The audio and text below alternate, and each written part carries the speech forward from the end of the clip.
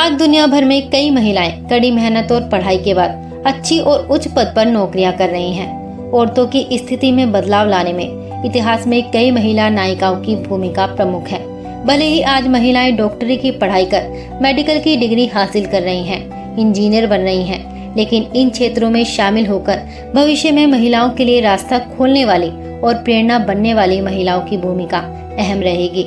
जिस दौर में महिलाओं को घर से निकलने भी नहीं दिया जाता था, उन दिनों विदेश जाकर मेडिकल की पढ़ाई करके भारत की पहली महिला डॉक्टर बनने का श्रेय आनंदीबाई गोपालराव जोशी को जाता है। चलिए जानते हैं देश की पहली महिला डॉक्टर आनंदीबेन गोपालराव जोशी के बारे में।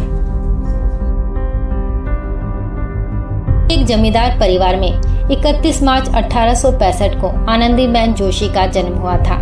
आनंदी का असली नाम यमुना था, जो उनके माता पिता ने रखा था, लेकिन शादी के बाद उनके ससुराल वाले उन्हें आनंदी कहने लगे। उस दौर में शादी के बाद लड़कियों का सरनेम ही नहीं बल्कि नाम ही बदल दिया जाया करता था। ब्रिटिश शासकों ने महाराष्ट्र में जमींदारी प्रथा को खत्म कर दिया था, जिसके बाद आनंदी के परिवार की स्थिति खराब हो गई। वित्तीय संकट से गुजर रहे परिवार ने आनंदी की शादी मात्र 9 साल की उम्र में गोपाल राव से कर दी। गोपाल राव की उम्र 25 साल थी और उनकी पहली पत्नी की मौत हो चुकी थी। गोपाल राव आनंदी से 16 साल बड़े थे।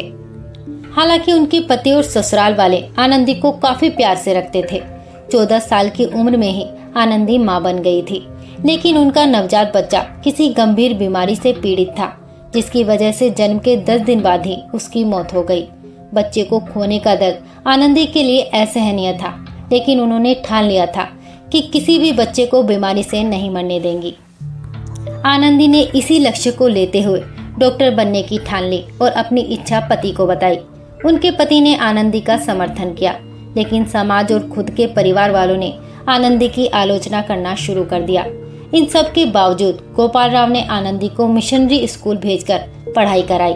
फिर कलकत्ता में उन्होंने संस्कृत और अंग्रेजी की पढ़ाई की।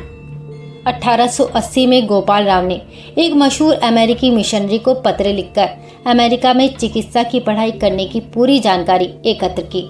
उनकी पढ़ाई को लेकर ही घर वाले और समाज सहमत नहीं थे, तो फिर विदेश जाकर पढ़ने के लिए तो काफी विरोध होना ही था।